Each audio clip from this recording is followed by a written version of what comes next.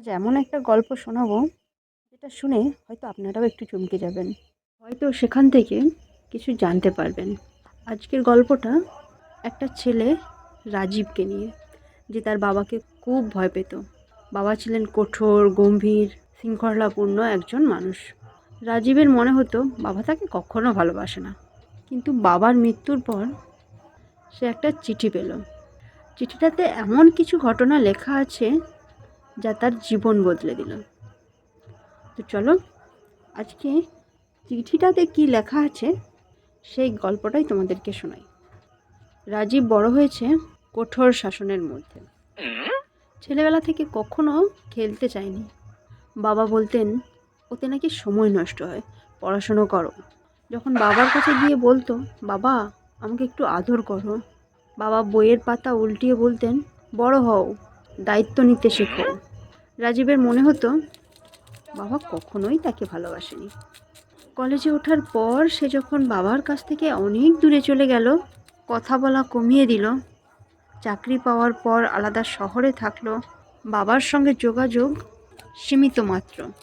তো এইরকমভাবেই রাজীবের জীবন কাটতে থাকে।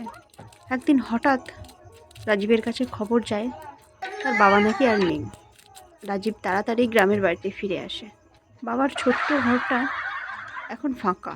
তাকে বই পড়ো, দায়িত্ব নাও, বড় হও এসব বলার মতন আর কেউ সেখানে নেই। রাজীব যে একটা ভয়ে ভয়ে থাকতো, সেই জিনিসটা আর তার মধ্যে রইল না। কারণ বকবেটা কে? বাবাই তো আর নেই। পুরনো সব কথা মনে করতে করতে পুরনো ডায়েরিগুলোর উল্টে উল্টে দেখছিল। ডায়েরির ভেতরে একটা চিঠি পাওয়া গেল। সেখানে লেখা আছে আমার ছেলে রাজীবের জন্য। রাজীব তখন বুঝতে পারে যে এই চিঠিটা তার বাবা তার জন্যই লিখেছে। চিঠিটা খোলার সময় রাজীবের হাতটা ঠকঠক করে কাঁপছিল। ভয়ে ভয়ে সে চিঠিটা খুলল, চিঠিটা পড়তে শুরু করলো। প্রিয় রাজীব, তুমি যখন এই চিঠিটা পড়বে তখন আমি হয়তো আর থাকবো না। হয়তো আমাকে কখনো ঠিকমতো বুঝতে পারোনি তুমি, কিন্তু আমার ভালোবাসা কখনো কম ছিল না। তুমি জানো, যখন তুমি ছোট ছিলে, তোমাকে যখন স্কুলে নিয়ে যেতাম তখন তোমার হাতটা শক্ত করে ধরে রাখতাম। তোমার হাত যেন আমার মুঠোর মধ্যে থাকে, কখনো না ছুটে যাও, সেজন্য শক্ত করে ধরতাম।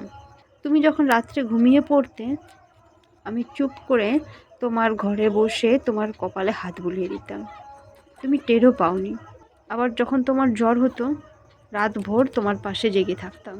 তুমি যখন প্রথম বাইসাইকেল চালানো শেখো, পড়ে গিয়ে কাঁদছিলে, আমি কাঁদতে দিইনি, কারণ আমি জানতাম যদি আমি তখন তোমাকে কোলে তুলে নিই তুমি কখনো শেখার সাহস পাবে না। আমি জানি তুমি মনে করো আমি তোমাকে ভালোবাসিনি, কিন্তু বাবা হিসেবে আমার ভালোবাসা তোমাকে আরও শক্ত করে তুলেছে। আমি চাইনি তুমি জীবনে দুর্বল হও, আমি চাইনি তুমি অল্প কিছুতে কেঁদে ফেলো, আমি চাইনি তুমি আমার মতো সংগ্রাম করো। তাই তোমাকে শক্ত করে গড়ে তুললাম। তোমার সফলতা দেখার জন্য আমি বেঁচে থাকতে পারলাম না, কিন্তু বিশ্বাস করো আমি গর্বিত। আমি সবসময় তোমার পাশে ছিলাম, তোমার পাশে থাকবো আর তোমার পাশে আছি। ভালো থেকো আমার প্রিয় সন্তান। ইতি, বাবা।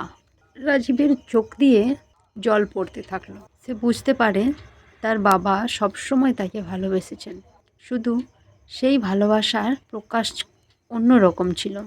সে বাবার পুরনো চেয়ারটায় বসে একবার চারপাশটা দেখছে। এই বাড়ির প্রতিটি কোণে বাবার স্মৃতি, প্রতিটি জিনিসের মাঝে বাবার স্পর্শ লেগে আছে। সে ডায়েরির আরেকটা পাতায় দেখতে পায় তার ছোটবেলার একটা ছবি।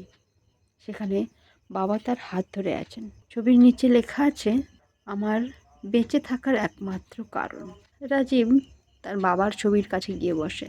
তার বাবাকে বলতে থাকে, বাবা এবার আর আমার কোনো অভিযোগ নেই, কেবল একটাই কথা বলার। বাবা আমি তোমাকে ভালোবাসি, আমি জানি তুমিও আমাকে খুব ভালোবাসো। সারা জীবন শুধু বুঝতে পারিনি, দেরি করে ফেললাম, তাই না? হাওয়ায় যেন বাবার কণ্ঠ ভেসে আসছে। তার বাবা যেন তাকে বলছে, না রে বাবা, কখনো দেরি হয় না, চোখের জল বন্ধ কর। রাজীব চোখের জল মুছে সে যেন তার বাবার স্মৃতির মধ্যে ডুবে পড়ল।